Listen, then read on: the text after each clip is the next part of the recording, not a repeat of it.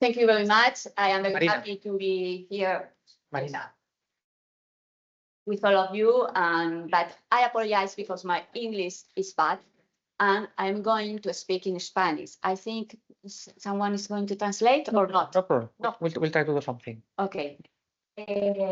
So sorry for the inconvenience, but I am more comfortable speaking in Spanish. Okay. Voy a hablar de los efectos negativos que han tenido las medidas de control de rentas en España. Para mí han sido dos grandes efectos negativos. Uno, su ineficacia total, como se está poniendo de relieve con las presentaciones anteriores. Y dos, la injerencia, a mi modo de ver, extraordinaria que las medidas de control de rentas están teniendo en el derecho de propiedad en España. Okay, let me translate. So maybe you can talk for, yeah. She's going to talk about the two negative effects of rent control in Spain or in Catalonia. In Spain, which is first is all the distortion of the market that we have already seen. Second thing is about the intromission into the right of private ownership.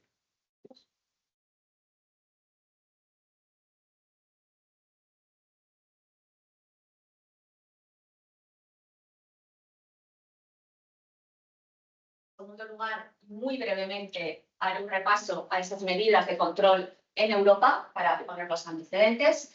En tercer lugar, nos centraremos en España, en el marco jurídico que ya se ha avanzado con las ponencias anteriores de las medidas de control en España, qué medidas de control tenemos en España. Para los dos últimos puntos, centrarme en los dos efectos, la ineficacia y la injerencia en el derecho de propiedad. Yeah, this is just the content. ¿Por qué necesitamos controlar el precio del alquiler? La vivienda es un bien escaso y un bien necesario. Y esto hace que sea un bien caro.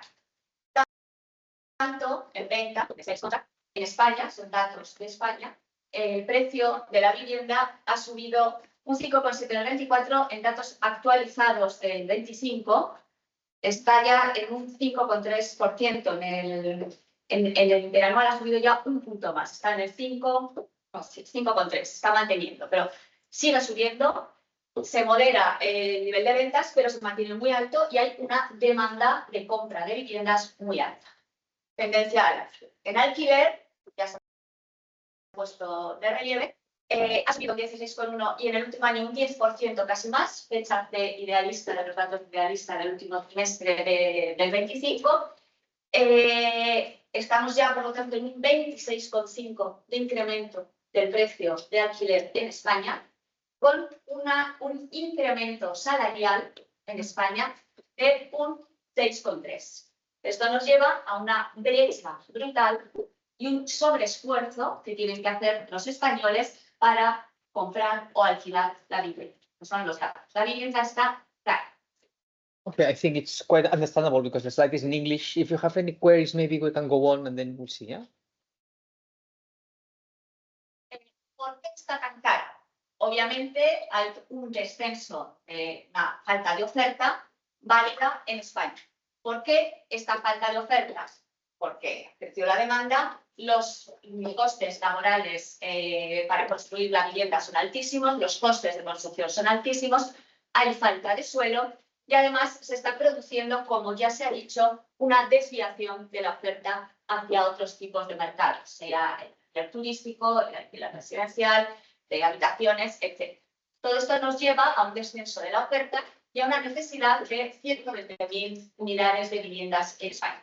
Han crecido el número de hogares muy por encima de, por ejemplo, las licencias de obra nueva. Estamos con una diferencia, una falta, un lag de 120.000 unidades. Por lo tanto, ha habido un descendimiento o un descenso de la oferta de viviendas en España. Y a la vez se ha producido un incremento de la demanda en España. ¿Por qué? El aumento de la población debido a la inmigración que tenemos en España. Esperamos nosotros no crecíamos, pero vale que tenemos una integración para crecer. Se concentra la población en ciudades muy determinadas, las grandes ciudades, las que tiran de la economía en España, Y entonces, en estas ciudades donde realmente tenemos un gran problema, en la España que llevamos a ciudades no hay problema de oferta. El turismo, que saben que es una de nuestras principales fuentes en la economía, hace que se necesiten más habitaciones y más residencias para turismo, lo que detrae un poquito esa oferta de demanda y, por lo tanto, aumenta la presión en la demanda de vivienda residencial. Y también se ha producido un aumento de la compra de vivienda en España por extranjeros, que lo mismo pues retrae vivienda residencial en España. Por lo tanto, tenemos un descenso de la oferta, un incremento de la demanda, lo que nos lleva a la tormenta perfecta. Baja la oferta, sube la demanda, a nada que sepamos un poquito de economía, que no es mi caso, que soy feminista, los precios crecen. Por lo tanto, dice el pensador y ejecutivo, dice, ¿qué hacemos con esta tormenta perfecta? Pongamos control de precios en el mercado del alquiler. Puede haber otras medidas, pero es la estrella y es lo que parece que han hecho. ¿De acuerdo? Any kind of explanation, or you following well? So Yeah. basically, maybe what is not written here is that we don't have babies. We have the lowest childbirth ratio after Malta in Europe. So now this ratio, I think, is 1.1 or 1.2, something like that. And because of migrants, immigrants, and we have some other measures like here for foreigners. Last data, I think, just let me correct you, is that foreigners are buying 15%. 15% of properties in Spain, and in Balearic Islands, in Balearic Islands, 30%, and in cities like Malaga, they are 45%. They are buying 45% of properties. So it's a huge thing, yeah. Pongamos un control de rentas. En principio, el control de renta del alquiler parece que tiene efectos positivos. Puede tener efectos positivos y es una medida pues, que puede parecer eficaz. Me miran con cara rara a priori. ¿Cuáles pueden ser esos efectos positivos? Puede producir una estabilización del mercado, evitando que haya grandes diferencias y que se produzca la salida del mercado de las personas vulnerables. Facilita, por lo tanto, con esta contención de precios, el acceso a la vivienda a las personas o las clases más desfavorecidas, con menores ingresos. En teoría, aumenta la transparencia y la predictibilidad del mercado, es decir, sabemos cuánto podemos pedir, cuál va a ser el precio máximo que se va a pedir por una renta, y esto favorece en principio esa transparencia. Y además, como una medida secundaria positiva, pues muchas veces, esto debería suponer, o podría suponer, que al propietario que alquile con los precios topados o con control de rentas, se le den otro tipo de compensaciones que le favorezcan y, por lo tanto, le animen a hacerlo. Esto en teoría. Por lo tanto, bueno, pues parece que puede tener estos efectos positivos y nos lanzamos a ver estos efectos positivos en el mercado. ¿Yes? Sí, eso ya. ¿Qué ha pasado en Europa? Que ya nos llevan la delantera muchos años con las medidas de control de rentas. He cogido solo 3 ejemplos, que pueden ser muchos más. Alemania, Francia y Suecia. No me voy a detener mucho en ellos, creo que todos más o menos lo conocen. En Alemania, en 2015, se hizo la ley federal, la que no lo sé decir, que los municipios podían topar las rentas de los alquileres en los municipios. Y después, en 2020, en Berlín, se volvió a hacer un supuesto de control de rentas, pagan también las rentas de los alquileres. En Francia tenemos 2 ejemplos, en 2014 la ley ALU, después en 2019 la ley ELAN, que estuvo en vigor hasta el año 23, 5 años, en los que no se podían subir los precios de los alquileres. Y esto lo que hacían no era un precio máximo de renta, sino que en Francia se está topando o se está poniendo el control al incremento de la renta anual de los alquileres. Y por último, en Suecia tenemos el Fredriksstad, conocido por todos, que es un catálogo de viviendas de alquiler, que se pone a disposición de los particulares de Suecia. El 40% del alquiler en Suecia está con este catálogo de viviendas. Los propietarios de su vivienda en este catálogo. Los alquileres son normalmente vitalicios y los nuevos con una duración mínima de 15 años. El precio se establece, como les pongo aquí, por el valor de utilidad del inmueble, para que más o menos todos los inmuebles que tengan las mismas características tengan el mismo precio. Y bueno, es una forma que yo creo que ha fracasado, como luego veremos absolutamente, pero que lleva muchísimos años de tradición en Suecia, yo creo que desde la Segunda Guerra Mundial, si no fue anterior, y que tiene un mercado de alquiler muy cerrado y muy controlado. ¿Qué pasó? En Alemania cayó la oferta un 25%, creció un 36% la renta y muchas de las viviendas se fueron al mercado de venta en vez de al alquiler. En Francia, es verdad que con la ley ALUR, como suele ocurrir siempre y como se nos ha comentado también, en un primer momento estabilizó los precios, pero después ahí se quedó y con la ley EDAN ya se vio que ha subido un 25% de los precios y además un 53% de los alquileres en Francia ha salido del mercado regulado y se ha ido a un mercado, por así decirlo, secundario, escapando de las medidas de control.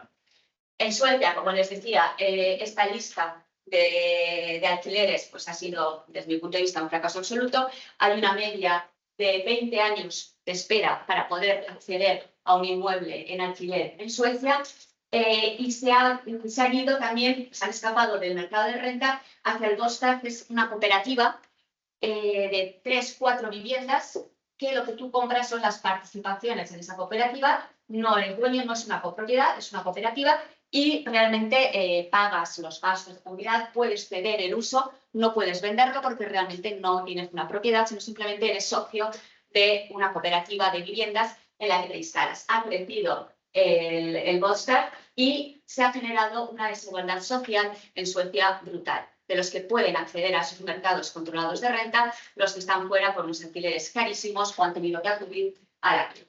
Por lo tanto, en Europa, a priori, las medidas que nos llevan muchos años de diferencia no han resultado adecuadas y más bien podemos decir que han sido un fracaso. So everybody's following, is couple of following everything. She has been discussing the cases in Germany, in France, and in Sweden. Maybe you can react later on if this is correct and so on. All this escape, no, this exit from the regulated market to cooperatives and other ways. Thank you. Yeah. Okay. La conclusión, por lo tanto, de la experiencia europea es una bajada en la oferta, una desinversión en lo que es inmobiliaria y también en la rehabilitación de viviendas, una subida de los precios, aparece un mercado negro o un mercado aparte, como lo hemos visto, para escaparse de este control y una desigualdad social que se va generando cada vez más, que incide con lo que nos explicaba el profesor Simón también de la desigualdad, vulnerar el principio de igualdad como derecho fundamental. Esto es lo que ha pasado en Europa. Pero a pesar de eso, los españoles decidimos pongamos medidas de control de rentas, vayamos adelante. No nos importa lo que han hecho los europeos porque Spain is different. Y aquí tenemos lo que ha pasado en Cataluña, que nos acaban de explicar perfectamente, no voy a incidir. Cataluña fue la pionera en las medidas de control de rentas, con el decreto ley del 19 que no llegó a aprobarse, a convalidarse por el Parlamento catalán. La ley del 2020, en la que no me voy a detener, porque nos lo acaban de explicar perfectamente todas sus consecuencias. Y por último, en Cataluña y ya en el resto de España, la ley por el derecho a la vivienda, que también ya se ha hablado aquí, que afecta a toda España, pero resulta que, como luego veremos, que los únicos que tienen zonas tensionadas son Cataluña y el País Vasco. Este es el marco en Cataluña, pero como ya se nos ha explicado, desde luego la ley 20, aparte de que se de luego parte por su inconstitucionalidad, como también se ha dicho, no ha tenido los efectos que se esperó en Cataluña. ¿Qué pasa en el resto de España? Dividimos aquí dos temas. Uno, el tope en el incremento de la renta mensual y dos, el control del precio del alquiler. En cuanto al tope del incremento de la renta mensual, España siempre ha tenido un tope en la renta mensual. En la ley en el artículo 18 de la ley de arrendamientos urbanos se establecía primero conforme al IPC, la subida anual del alquiler estaba relacionada con el IPC, después se estableció con el índice de garantía de la competitividad y después en el Real Decreto por las medidas de urgencia de Ucrania, de la guerra de Ucrania, se estableció un tope, tal cual, nos podía modificar, del 2% en la subida de los alquileres en el año 2023, en el 2024 se subió a un 3%, para el 2025, en el que ya nos encontramos, y como ya se ha dicho también, se estableció un nuevo índice que fue aprobado en diciembre del 24, en el que ahora la subida anual de la renta de los alquileres se tiene que hacer conforme al nuevo índice que se establecía para el derecho a la vivienda, que es el índice del sistema de precios de referencia. Ya está en vigor y que ya este año 25 las subidas de los alquileres se hacen conforme a este índice. Decirles que está un poquito por debajo del IPC, por lo que yo he visto ahora. O sea, es un poquito más bajo que el IPC en España. Por lo tanto, en España ya teníamos nuestros índices en lo que es el aumento de la renta anual, en el incremento de renta. Y este es el nuevo índice del 25. I think yeah. Vince. You mentioned that house prices increased, like rental prices or house prices when you were in Rental. rental in Europe. No, in Spain. As, Spain. but I'm thinking the slide on concluding European policies. Last one, this one. This is in rent. So one slide forward, another one. This one? Yeah. You said higher prices. Higher prices, yes, but I don't know how much. Okay. It's more like Okay.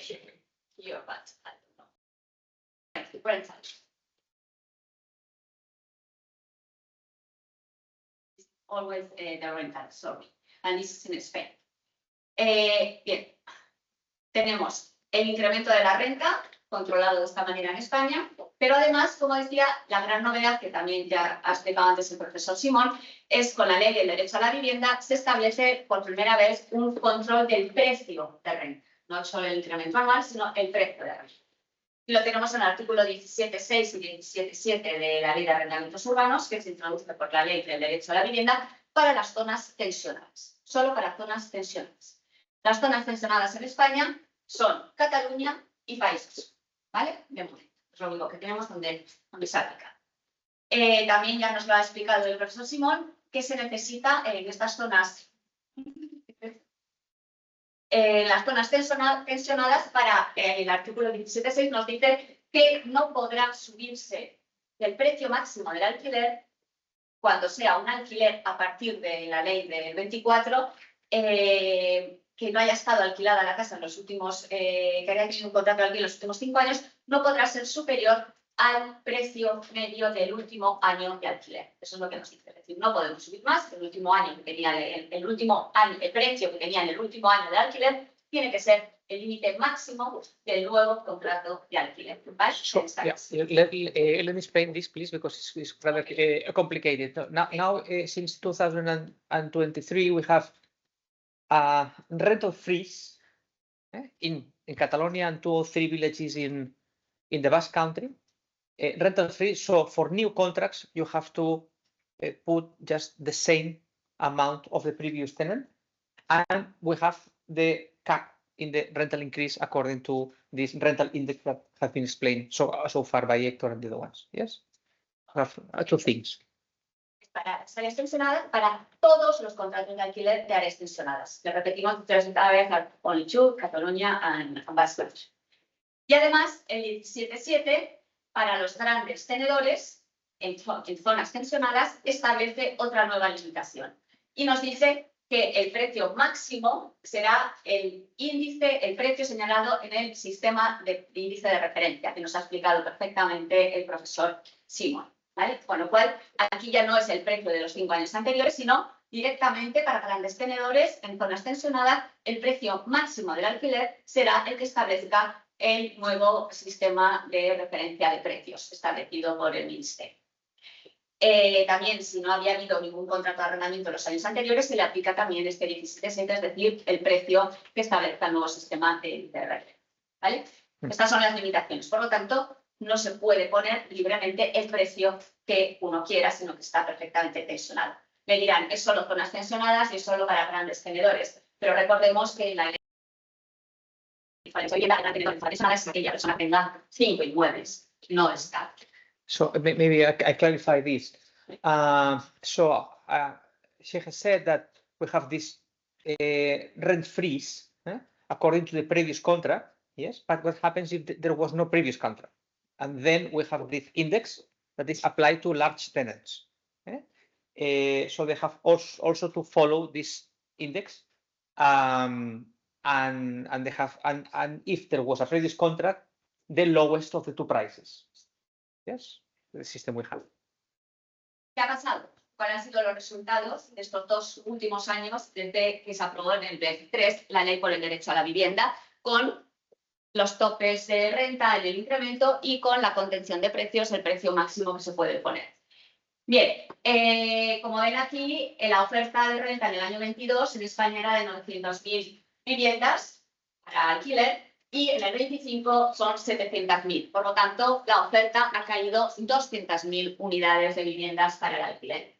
El precio de la renta en España medio era de 906 euros y actualidad es de 1.146, la primera vez que superamos los 1.000 euros de renta media de alquiler en España. Ha crecido, como les decía al inicio, un 26,5%. Todos estos son datos del informe del Observatorio del Alquiler de la Vivienda de la Universidad Rey Juan Carlos. Por lo tanto, crece una oferta de 200.000 unidades, crece el precio en 26,5%. Creo que la ineficacia de estas medidas en estos 2 años se está poniendo absolutamente de manifiesto. ¿Y qué pasa en las... Maybe, Maria, I should clarify. Even if only rent control is in application again in Catalonia and in 2 or 3 villages in the Basque Country, even though she's explaining about the effect for whole Spain of the National Act, the Housing Act 2023, yes, which is a sort of threat to all landlords or all people throughout Spain, saying, be careful because at any moment the president of your region can implement this rent control system. So she hasn't separated the data for Catalonia for the rest of Spain. So this is general data for the whole country. But we can fear that most of these units have been a reduction in Catalonia. But there might be some in the rest of Spain. We will see if there is an next slide on this, because of this threat that landlords have that at any moment the president of your region can implement this measure ASAP. So in a moment, we are aware in the housing chair, we are aware of some regions that are really under a big pressure by movements, social movements, citizens, and so on, to implement this. Yes. And why is that? Because this propaganda I mentioned before from Catalonia saying, oh, we are succeeding, everything is working fine, and so on and so forth. Yes? Yeah. And in stressed areas, this is stress area, yeah. Okay, Catalonia, Basque Country. La oferta ha caído, la nacional general, un 4,9. En las zonas estresadas, en distressed areas, un 12,5. Y la nacional, excluyendo las áreas estresadas, sería un 3,3, lo que estaba diciendo el profesor Massa. ¿Vale? Esto es lo que ha pasado en las zonas estresadas. Si quitamos las zonas estresadas, allá la oferta ha caído un 12,5, y si las quitásemos en España tendríamos una caída de la oferta solo de un 3,3. Con lo cual se incluye que, francamente, donde realmente se está aplicando la ley por el derecho a la vivienda, pues son los peores resultados. Por eso me lleva a concluir esta ineficacia total de la ley por el derecho a la vivienda, por lo menos en estos 2 últimos años. Por lo tanto, ¿qué es lo que ha pasado? Se está desprotegiendo totalmente el alquiler residencial, se está huyendo, como ahora veremos, está cayendo esa protección, ya no es la primera opción para alquilar. Pero como les decía antes, la oferta se está diversificando, está huyendo a alquiler de habitaciones, alquiler de temporada, alquiler turístico, aunque sea un poquito, pero también influye. Faltan 200.000 viviendas en España, han caído, acaban 102.000, pero ha caído la oferta en 200.000. Sin embargo, hay una presión mucho mayor en la demanda, claro, hay menos oferta, la presión es muchísimo mayor. El precio ha crecido un 26,5 y sobre todo se está generando una inseguridad jurídica total y absoluta que lleva al propietario a retraer sus inmuebles del mercado del alquiler residencial. Esas son las conclusiones de ese estudio.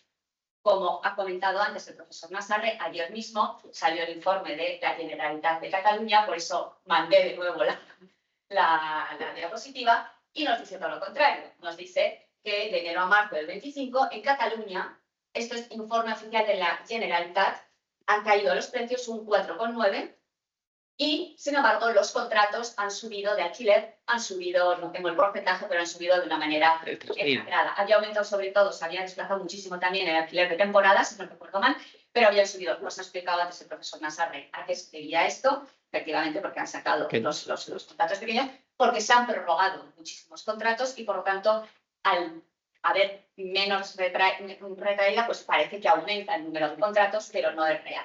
Pero estos son los datos sorprendentes del informe que salió ayer, que difieren mucho del informe que les acabo de presentar. Habrá que ver realmente, pero el profesor Nassarre nos lo ha explicado bien, que se conoce como se ha cocinado, que realmente parece que no son datos muy fiables, ¿vale? Por lo tanto, esto es lo que está ocurriendo. Ineficacia de la ley por el derecho de vivienda, ineficacia del control de rentas en España. Okay. Thank you. No, were the results already? Okay. Okay. Explain a little bit, so the decrease of sorry. Maria. So there was a decrease in prices 4.9%, and contracts went up. Yeah. Yes, era. So I didn't understand. Yeah, this one here. Lo de The abajo. price increase No, is 6%. That's fine, but it is.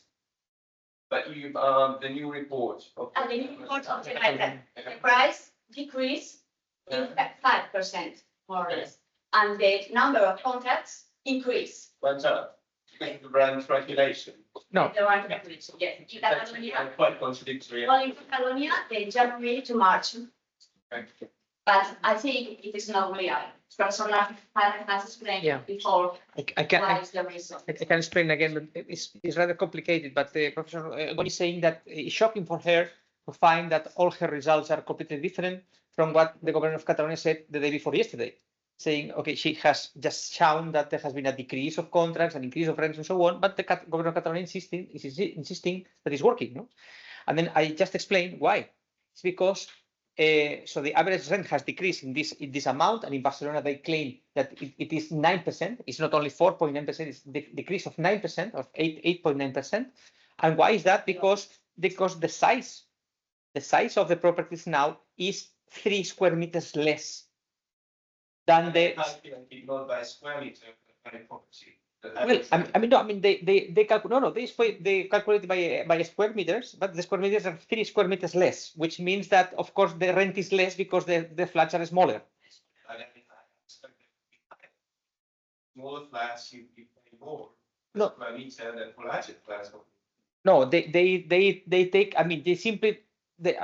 There has been the biggest flats have gone out of the market. That have gone to the temporal market and so on, and only the smallest one remain. So they calculate and say the rent has been reduced. Well, yes, yeah, in fact, yes, but because the price per square, the flats are smaller. Yes. You don't see no. Does anybody understand this? Aggregate rent. Sorry. They use aggregate rent, not rent per square meter. Yeah, they aggregate rent. Yeah, I explained before that in fact in Barcelona the price per square meter has increased. That's the thing. So they aggregate and show this final result, saying there is a reduction. Yeah, and what about the number of contracts? It's a thing that I haven't mentioned before. So they claim that the number of contracts have increased. Yeah. Well, this is another kitchen result, yeah, because what they do is they add the new contracts and they deduct the contracts that expire, and the final result is 3,000 contracts more. This is the exact number that Professor Goni is showing now. 3,000 contracts more. Okay, let's see. What happens is if you add the total increase of contracts in the 9 months that the rent control has been enforced in 2024, which is the last data we have, you add them all together, they are more or less the same as the ones that were arranged just in the first 3 months of 2024 without rent control. So in practice, what happens is that the final number, the real number of contracts is much less because there is a difference about 4,000, 5,000 contracts less arranged during the terms, the months of the rent control, which are now outside the market. They are in the temporal rental market, they are in the room rental market, which are not under this control. And that's why they identify, oh, there has been a huge increase in the non-regulated market, of course. Yes. Have I made myself understandable somehow? This is complicated. And it's complicated because you have to look into the kitchen. And it's not easy. Kitchen, you know, there are many things hidden inside the kitchen. Yeah. So it's complicated. Huh? So, planificación total que propongo, eliminar los incrementos de renta generalizados, creo que no es bueno. Es un tema de políticas públicas, no lo puede solucionar solo los particulares, sino que habrá que buscar otras soluciones de colaboración público-privada. Siempre que bajamos un precio por debajo del punto de equilibrio se desestabiliza el mercado, por lo tanto hay que darle una vuelta y hay que volver a ello. Y como diré al final, desde luego la solución pasa por incrementar esa oferta, ¿no? Esa oferta de bienes inmuebles. Por lo tanto, esto hay que solucionar. Ineficaz. Si se acuerdan, el segundo efecto negativo, tengo un minuto, me han dicho nada más, de control de rentas es que infiere o supone una injerencia total en el derecho de propiedad de España, el derecho de propiedad inmobiliaria. Me he planteado si este control de rentas, que el propietario no puede poner la renta o no puede negociar la renta que él considera oportuna en su propio inmueble y por lo tanto se le está limitando la facultad de aprovechamiento y de disfrute, puede ser inconstitucional. ¿Por qué? También lo ha dicho el profesor Simón, el artículo 33 de la Constitución española reconoce el derecho a la propiedad privada y el 53.1 nos dice que el contenido esencial del derecho de propiedad no puede limitarse, tiene que estar más que por ley y siempre que sea reconocible y que esté con todas sus facultades. Yo considero que la facultad de disfrute, que en el fondo es la función de las rentas del inmueble, cuando nos la limitan, está limitando ese contenido esencial del derecho de propiedad. ¿Por qué? Porque es una de las facultades propias inherentes del propio derecho de propiedad. Sin embargo, perdón, que era aquí.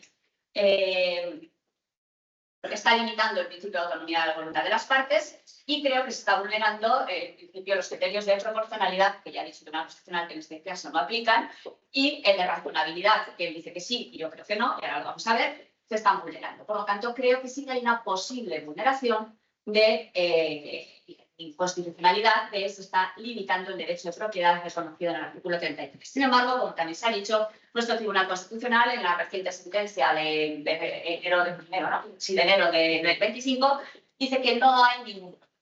Nuestro derecho de propiedad privada inmobiliaria está plenamente a salvo, no hay ninguna injerencia y es perfectamente constitucional. Entiende el Tribunal Constitucional que no se está limitando el derecho de propiedad, el contenido esencial. ¿Por qué? ¿Qué razones aduce para ello? Primero, que más me gusta y los que me conocen ya saben que lo he dicho muchas veces, porque facilita el acceso a la vivienda. Controlar los precios, ya hemos visto que no, pero ellos tienen que decir que pueden controlar los precios, facilita el acceso a la vivienda para clases desfavorecidas. Derecho a la vivienda frente a derecho de propiedad privada, la pugna ideológica perfecta que está sosteniéndose en España desde hace ya muchos años. En segundo lugar, nos dice la sentencia que se trata de una medida absolutamente excepcional, tanto en el tiempo como en territorio. Son en zonas tensionadas y por unos años limitados. Además, que esto es lo que más me gusta, dice que no tiene el propietario ninguna obligación de alquilar su inmueble si no quiere. Dice, no, si no tiene obligación, pues que no lo alquile si no quiere someterse a estos precios, por lo tanto no se vulnera su capacidad. Además nos dice que no afecta al contenido esencial del derecho de propiedad, que es solo una disminución del beneficio económico, pero que no se está afectando al contenido esencial del derecho de propiedad. Perdón, no. Aquí. Y además no hace irreconocible al derecho de propiedad, que es lo que el límite que establece el 53.1 de la Constitución española. Cualquier limitación o injerencia en el derecho del contenido, del derecho totalmente, no sé qué sale ahí, de un derecho, tiene que no lo limitamos si lo hacemos irreconocible. ¿Qué es lo que digo yo? En primer lugar, que el hecho de que un propietario no tenga la obligación de alquilar la casa, que si no quiere no lo haga, pues no me parece un argumento. También un propietario, si no quiere, esta facultad de disfrute, puede no edificar, puede no vender, puede no enajenar, puede no establecer cargas y gravámenes. Eso no quiere decir que no sean obligaciones, no sean facultades que tienen. En segundo lugar, nos dice, por lo que digo, el hecho de que no ejercite un derecho, que no lo tenga por qué ejercitar, no quiere decir que no se le esté limitando, es que no tiene nada que ver. En segundo lugar, nos dice el Tribunal Constitucional que no hace al derecho de propiedad irrecognoscible, que se puede reconocer perfectamente sin con esta limitación de la facultad de disfrute. ¿Qué digo yo a esto? Que no se olvide el Tribunal Constitucional que el derecho de propiedad se caracteriza por su abstracción, es decir, pueden separarse todas las facultades que queramos del mismo y tiene un núcleo esencial que lo hace siempre recognoscible. El hecho de que saquemos fuera determinadas facultades hace siempre que el derecho de propiedad sea recognoscible. Es una característica de nuestro derecho de propiedad. Y por lo tanto, no podemos llevar el tema a decir, si le quitamos la facultad de disfrute, el derecho sigue siendo recognoscible. Pero es que lo sigue siendo si le quitamos la facultad de enajenación. Sigue siendo recognoscible si le quitamos la facultad. No es un tema de recognoscibilidad del derecho, sino de que estoy privando de facultades esenciales. Claro que lo puedo reconocer. O sea, si yo tengo una propiedad hipotecada, usufructada, con 4 derechos de tanteo y retracto, con 25 servidumbres, con todos los derechos de garantía que queramos, estoy separando facultades. El derecho de propiedad existe. Otra cosa es que me impidan utilizarlas como yo quiero. Es lo que digo. Y por lo tanto, creo que todo esto nos está llevando en España a una restricción del derecho de propiedad, junto con las responsabilidades del novedad. Y esto es lo que les quería decir, que entonces hay que volver a la propiedad privada, la propiedad es la solución, no es el problema, y una serie de medidas que discutiremos más adelante para aumentar eso. Muchísimas gracias y perdón por el tiempo.